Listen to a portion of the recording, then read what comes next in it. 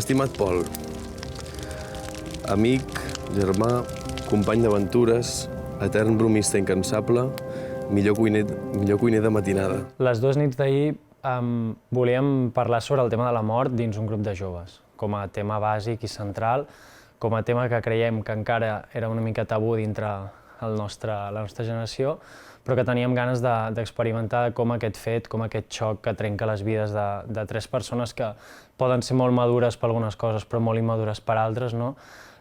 Reben, viuen, paeixen i accepten. Ens coneixem des de sempre. No em conec a mi sense tu al costat. Hem viatjat de la mà, hem crescut fins aquí, fins que el destí ha decidit anar a la contra dels nostres plans i separar-nos de cop i per sempre. És un fet que neix d'un fet autobiogràfic, no? Llavors, al final, ens agafàvem a lo que nosaltres havíem sentit a l'hora de perdre un amic, no? Llavors, consistia bàsicament en mirar-nos bastant, en veure quins eren els sentiments i que tot partia molt d'una cosa molt visceral, no? De personatges molt perduts que actuaven molt des de l'estómac, però des d'impulsos a vegades totalment contraposats, no? Veus aquests personatges i penses que són uns hipòcrites, però alhora veus que ho acaben de perdre tot i són molt petits i molt innocents alhora, no?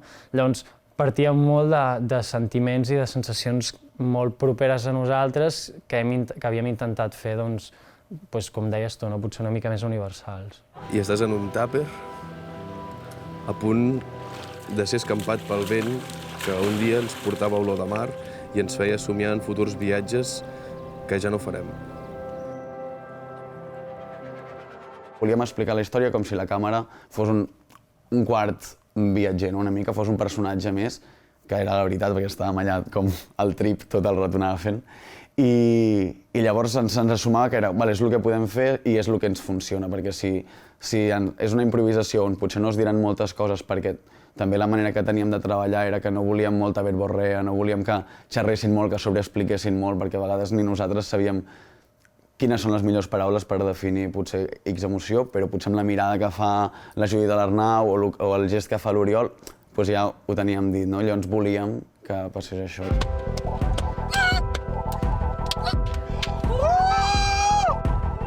Que paris de tocar la motxilla! Què passa, que no em sents? Estaràs més amb nosaltres.